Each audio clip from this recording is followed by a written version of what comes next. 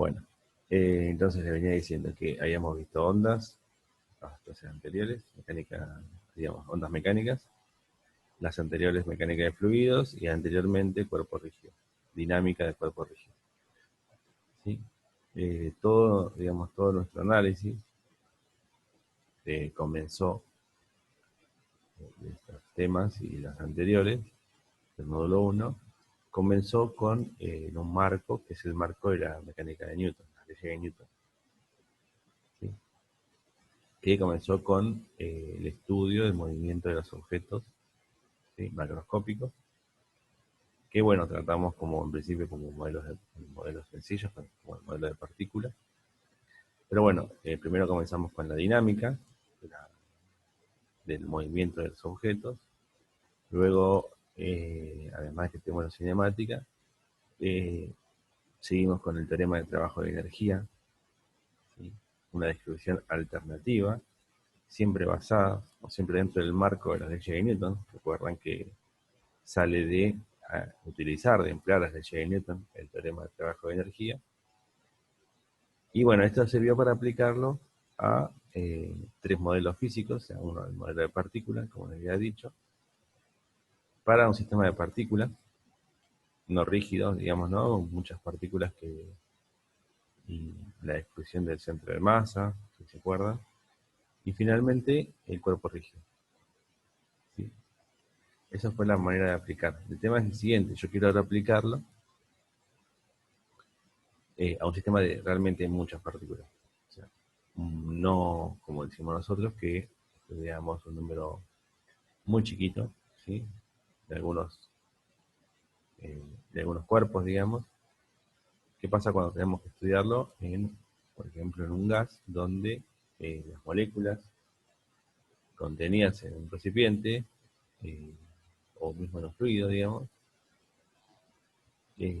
poseen muchas partículas, del orden de número de Avogadro, o sea, 10 a la 23 partículas, que es un número muy grande, ¿no? Un 10, un 1 seguido de 23 ceros. Se necesitan, si yo resuelvo las leyes de Newton para cada partícula y trato de describir el movimiento de ese objeto en términos de la ley de Newton, necesito 10, 6 por 10 a la 23 coordenadas y velocidades. O sea que obviamente es imposible hacer eso. Pero el punto es que en el estudio que vamos a hacer ahora, que le voy a presentar ahora, no es tan importante el comportamiento microscópico, sino lo que estamos interesados en el comportamiento macroscópico, o sea, el movimiento como un todo, el movimiento o el comportamiento más que el movimiento, el comportamiento como un todo. Yo quiero estudiar propiedades macroscópicas, o sea, cantidades que uno puede medir mediante algún instrumento del sistema en global, y no estamos interesados en la velocidad o la posición de alguna molécula en un gas particular en algún instante de tiempo. No estamos interesados en eso, sino que vamos a estar interesados en propiedades que caracterizan al sistema como un todo. Estas variables se conocen como variables macroscópicas. ¿Sí? Bueno, esto nos conduce a estudiar digamos, las propiedades térmicas de los sistemas, que bueno, en principio se puede hacer mediante la mecánica estadística y esto conduce a la termodinámica, aunque originalmente la termodinámica nació como una rama por sí sola, ¿sí? Para estudiar, digamos, los fenómenos térmicos, ¿sí? Relacionados con los motores eh, y máquinas térmicas, distintos tipos de máquinas térmicas. Okay. Bueno, básicamente esta es la idea, ¿no? Vamos en estos sistemas macroscópicos, no va a aparecer ya cuando querramos describir el movimiento el comportamiento de un sistema, la idea de velocidad y posición, sino que van a aparecer conceptos como calor, que es lo que vamos a ver hoy, temperatura, y bueno, entre de dos clases, la entropía.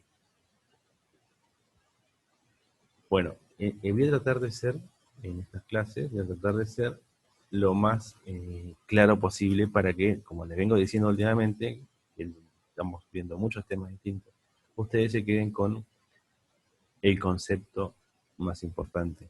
¿Sí? Ustedes se vayan de la teoría teniendo una idea global, clara.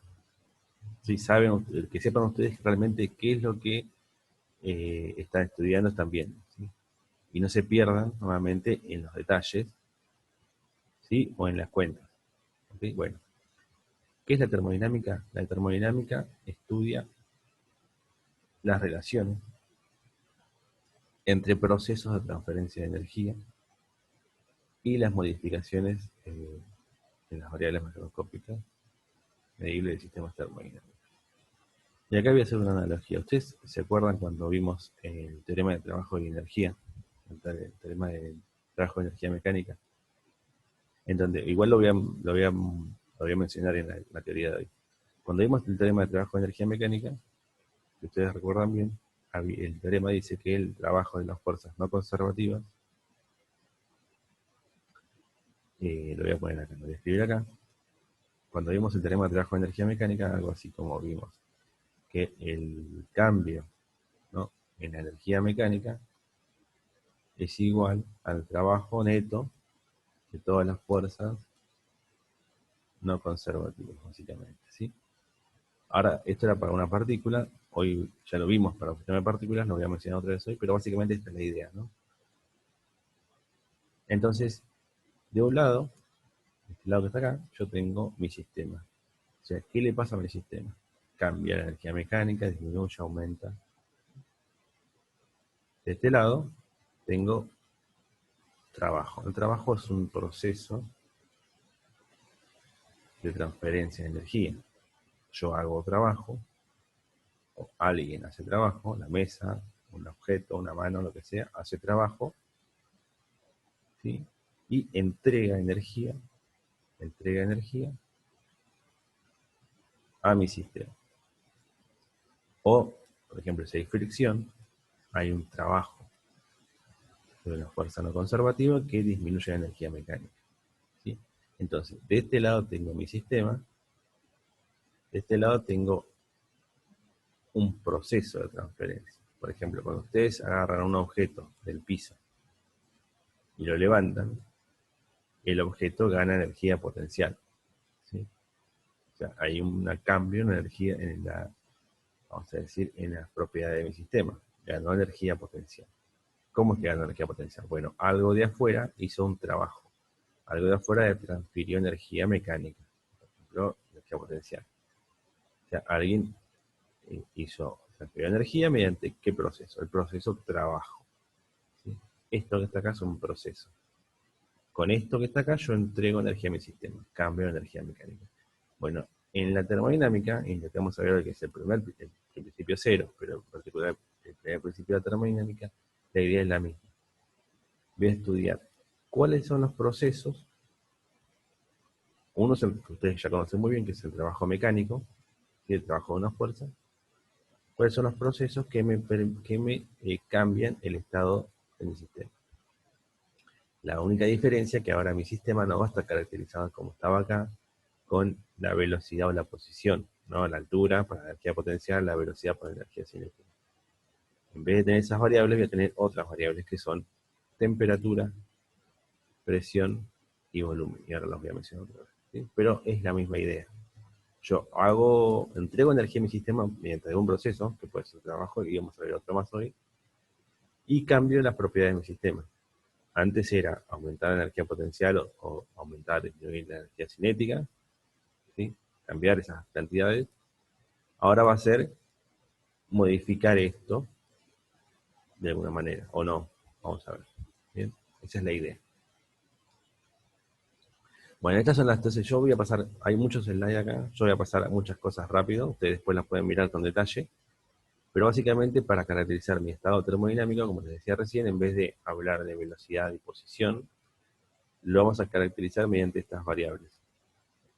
Variables macroscópicas medibles, ¿sí? Uno es la presión, volumen y temperatura. Son las tres variables que vamos a ver, ¿sí?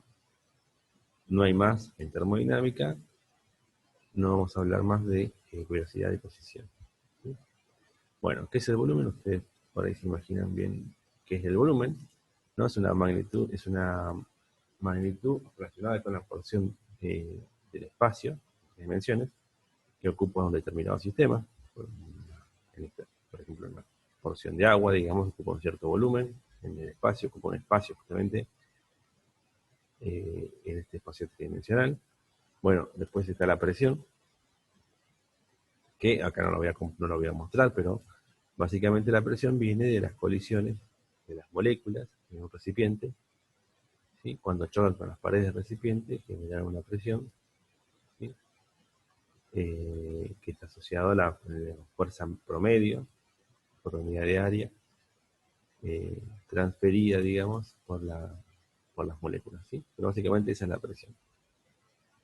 Ahora la más complicada, por ahí la nueva, va a ser la temperatura, ¿no? Esto un poco, ya lo había mencionado antes, la presión, y bueno, tiene que ver con digamos, el movimiento de las moléculas, pero la temperatura es un poco más antiintuitiva, ¿no? Uno tiende a pensar erróneamente que la temperatura está asociada al calor, ¿no? Cuando uno dice que hace mucho calor es porque hay una temperatura alta. Y bueno, eso no es así, eso también es coloquial, es uno que habla, escucha en las noticias, digamos, ¿no? Cuando hace, o no importa, cualquiera de nosotros habla y dice que hace mucho calor, está asociado a que tiene mucha temperatura el ambiente. Está mal eso, ¿sí? Y vamos a aclarar bien qué quiere decir temperatura y qué quiere decir calor acá. Pero bueno, entonces, eh, ahora vamos a ver, ahora vamos a temperatura, pero diremos que un sistema, nosotros vamos a estudiar lo que se llaman estados de equilibrio. Antes, cuando vimos el tema del trabajo de energía mecánica, quiero hacer la analogía con eso constantemente, porque es lo que ustedes están familiarizados, ¿no? Con este tema. Antes, decíamos que cuando yo quiero estudiar, yo quiero saber el estado de mi sistema, decía que yo definía. Si vos me decís cuánto vale B, cuánto vale la posición, ¿sí? Y obviamente pongo un sistema de coordenadas, yo puedo saber la energía de mi sistema, el estado de mi sistema, energía mecánica, porque yo conozco la energía cinética y la energía potencial, ¿sí? Si yo conozco eso, conozco estas cantidades. De alguna manera yo tengo determinado el estado de mi sistema mediante la energía mecánica. Acá va a ser igual, digamos. Voy a caracterizarlo por la presión, volumen y temperatura. Y voy a decir que un estado se encuentra en equilibrio cuando nada de eso cambia. O sea, si yo mido la presión, mido el volumen y mido la temperatura de un objeto, y esas tres cantidades no cambian nunca en el tiempo, se dice que está en estado de equilibrio. O sea, si yo mido la temperatura de un objeto, ¿sí? La mido en función del tiempo y la mido a distintos tiempos y esa cantidad no cambia nunca, voy a decir que la temperatura es constante. Bueno, si no cambia ninguna de las cantidades, digo que está en equilibrio. ¿Vale? De lo contrario, esto es un sistema de coordenadas no espacial, sino es un sistema de coordenadas que vamos a ver algo así en dos dimensiones. Vamos a verlo, para representar el estado de equilibrio. Antes yo definía la posición y la velocidad y ahora tengo que definir otras cantidades que son presión, volumen y temperatura. En ese espacio imaginario, solamente de las variables esas, yo puedo definir un punto, ese punto tiene coordenadas. Volumen, presión y temperatura, ¿sí? Entonces, que mi sistema cambie eso, por ejemplo, aumente la temperatura, a volumen constante, o cambie la presión, volumen y temperatura, cambie todas las cantidades, no importa, cambie alguna, quiere decir que mi sistema va a cambiar de un punto a otro. ¿Sí? Porque ahora estaba acá y en un rato mido otra vez y cambió todo, por ejemplo, entonces está acá. Eso se llama proceso termodinámico. ¿Sí? Es un proceso que cambió. ¿Okay? Ustedes me paran cuando hay algo que no está muy claro, ¿sí? Me preguntan, me paran y me lo repito, no hay problema. ¿Sí? Acá ahora lo que les estoy contando a ustedes son, ¿cómo se dice? Conceptos básicos, ¿sí? Para poder hablar, para poder avanzar. Entonces, estado de equilibrio es cuando no cambia nada, el proceso termodinámico es cuando cambia de una configuración a otra, cualquiera sea, no importa, eso es general. Bueno, primero vamos a ver lo que se conoce como la ley cero de la termodinámica, ¿sí? Que básicamente ayer pensando un poco, digo, básicamente, en algún sentido, se parece mucho a lo que sería la primera ley de Newton. ¿Se acuerdan que la primera ley de Newton me hablaba o habla de eh, que un sistema libre de cualquier tipo de interacción va a continuar en un estado, digamos, a volumen, a velocidad constante o velocidad cero, ¿sí? Eso de alguna manera lo que definía, si se acuerdan, es lo que en realidad definía ese enunciado son los sistemas inerciales. Lo que te da la dinámica es la segunda ley de Newton, pero la primera lo que te permite es definir los sistemas inerciales, los sistemas en los cuales está basado las leyes de Newton, las cuales uno tiene que trabajar para aplicar las leyes de Newton. Esto en algún sentido es parecido, digamos. La ley cero de la termodinámica lo que va a hacer es definir qué es la temperatura. Va a decir cómo es la temperatura. Y después vamos a ver el primer principio, que me relaciona de alguna manera la dinámica o la termodinámica de los objetos. Bueno, entonces imaginemos que tenemos dos sistemas, A y B. Y los tengo separados. Por ejemplo, tengo un objeto, no importa, no sé, no importa qué es lo que sea, A y B. La pared adiabática. Una pared adiabática, o sea, quiere decir una pared que no permite que pase ni materia de un lado a otro, ni energía. ¿Sí? Acuérdense, acá lo que vamos a trabajar mucho es con el concepto de energía y los procesos de transferencia de energía. O bueno, procesos o transferencia de energía, de un objeto a otro. Vamos a hablar mucho de eso. Entonces, una pared adiabática no deja pasar nada. Un ejemplo aproximado de eso es un termo. ¿Sí? Yo tengo un termo, entonces dentro del termo puedo poner agua caliente, ¿sí? Y lo cierro al termo, le pongo agua, o sea, 100 grados, agua hervida, digamos, y le cierro el termo y después el termo lo pongo dentro de un balde con agua con hielo, por ejemplo. ¿Sí? Obviamente si el termo no es muy bueno, el agua se va a empezar a enfriar, digamos, ¿sí? El agua dentro del termo y el otro se va a empezar a calentar, pero bueno, supongamos que fuese un termo perfecto, tengo dos sistemas, el agua dentro del termo y el agua que está fuera del termo dentro del balde. Ambos sistemas, A y B, están separados por una pared diatérmica, que es la pared del termo. Sí, no tiene por qué ser de ningún material particular acá, sino que lo vamos a mencionar, cuando digamos que es una pared diatérmica, con eso queremos decir que no hay transferencia de nada. O sea, en el ejemplo que yo les di del termo con agua caliente, cerrado, adentro de un balde con agua con hielo, no se transfiere materia de dentro del termo hacia afuera ni al revés. Y tampoco se transfiere energía. ¿Sí? Por otro lado, cuando tengamos una pared que se llama diatérmica, o sea, adiabática es que no pasa nada. ¿Sí? Están completamente aislados un sistema del otro.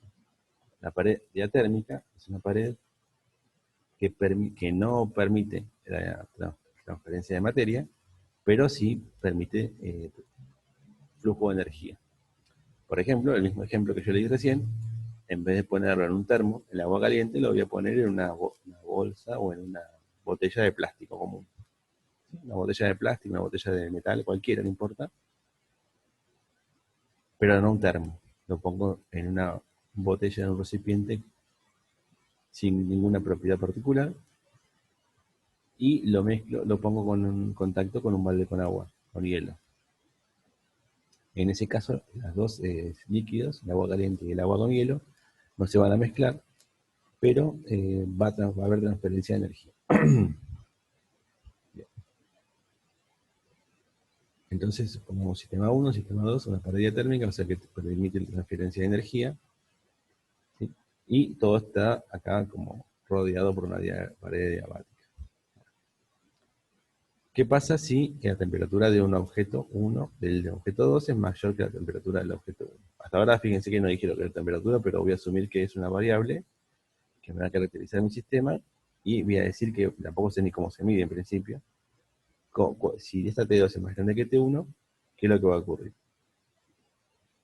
Luego de un tiempo, yo lo pongo en contacto, es que pueda transferirse energía de un sistema a otro, alcanzarán un estado de equilibrio.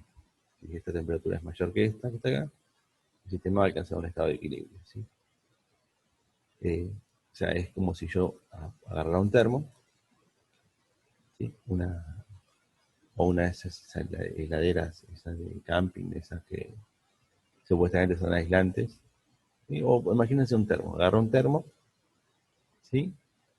Adentro del termo voy a tirar, no sé, agua con hielo adentro del termo ahora.